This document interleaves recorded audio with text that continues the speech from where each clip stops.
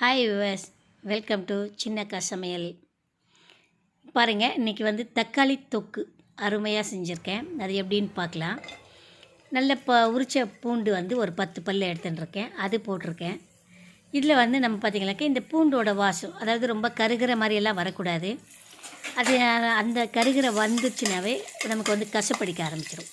அதனால் பூண்டு பல் லேசாக அப்படியே வணக்கிட்டு இருக்கும்போது கொஞ்சமாக தேவைக்கு தகுந்த மாதிரி, நான் ஒரு 6 தக்காளி எடுத்திருக்கேன். அதுக்கு தகுந்த மாதிரி பார்த்திங்கனாக்கா ஒரு கோலி உருண்டை சைஸுக்கு புளி எடுத்துட்டுருக்கேன். 4 வரமிளகாய் எடுத்து கிள்ளி போட்டிருக்கேன். இதையெல்லாம் வணக்கிட்டு, இதெல்லாம் வணங்கிட்டு ஓரளவுக்கு அந்த பச்சை வாசம் போனதுமே நமக்கு கொஞ்சமாக வந்து வெந்தயம் போட்டு அதையும் நல்லா வணக்கிடுவோம்.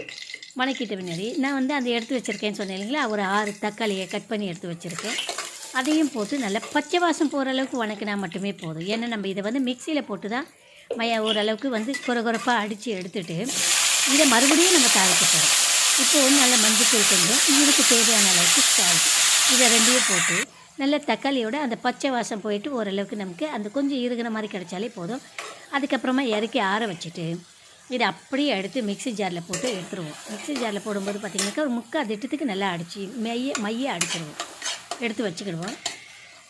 எண்ணெயை ஊற்றி கொஞ்சமாக பூண்டை உரித்து அதை வந்து நறுக்கியிருக்கேன். நசுக்கலை, பூண்டை வந்து சிறுசாக வந்து நறுக்கி வச்சுருக்கேன்.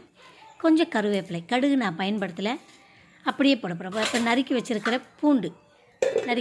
பூண்டையும் போட்டுட்டு அதுக்கப்புறம் பார்த்திங்கனாக்கா நமக்கு தேவையான அளவுக்கு பார்த்திங்கன்னா கருவேப்பிலை போட போகிறோம். அந்த கருவேப்பிலையும் போட்டுடுறோம். கருவேப்பிலை போட்டு நல்லா வணங்கட்டும். வணங்கினதுக்கப்புறமா அந்த பூண்டோட பச்சை வாசம் மட்டும் போனால் போதும். மறுபடியும் சொல்கிறேன், பூண்டை கருக விடாதீங்க. அதாவது மேலாப்பில் தேவைங்கிறதுக்காக ஒரு 2 மிளகாவை எடுத்து 2 துண்டாக கட் பண்ணி அதில் போட்டிருக்கேன். அப்படியே உடச்சி போட்டிருக்கேன் பாருங்கள். இந்த பூண்டு வந்து ரொம்ப கருகாமல் அப்படியே அந்த பச்சை வாசம் போன அடுத்தே பார்த்திங்கனாக்கா நம்ம மிக்சியில் அடித்து வச்சுருக்கிற அந்த மைய விழுது வந்து தக்காளியோட விழுதை அப்படியே இதில் கொட்ட போகிறோம். கொட்டிட்டு தக்காளி பார்த்திங்கனாக்கா நல்ல மையம் அரைப்பட்டதுமே நம்ம எடுத்து ஊற்றிட்டோம். இந்த தக்காளியோட தொக்கு எப்படின்னு கேட்டிங்கன்னா, அரைச்சிருக்கிற இந்த ஈரப்பதம் அப்படியே சுண்ட பார்த்திங்கனாக்கா நல்ல இருக நம்ம எண்ணெய் ஊற்றினமோ அந்த எண்ணெய் அப்படியே பிரிய ஆரம்பிக்கும். அப்படி எண்ணெய் பிரிஞ்சு வரும்போது பார்த்திங்கனாக்கா டேஸ்ட் அப்படி ஒரு டேஸ்ட்டாக இருக்கும்.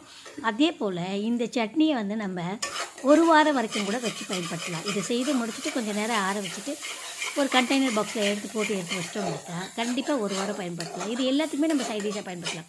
சாதத்துக்கு பயன்படுத்திக்கலாம், இல்லை சாம்பார் சாதம் வச்சுட்டு இருக்கும்போது நம்ம இதை தொட்டுக்கிறதுக்காகவும் பயன்படுத்திக்கலாம். டிஃபன் ஐட்டம் இட்லி, தோசை, சப்பாத்தி, பூரி எதுக்கு வேணாலையும் பயன்படுத்தலாம். அவ்வளவு டேஸ்ட்டாக சூப்பராக இருக்கும். நீங்களும் செய்து சாப்பிட்டு பாருங்கள்.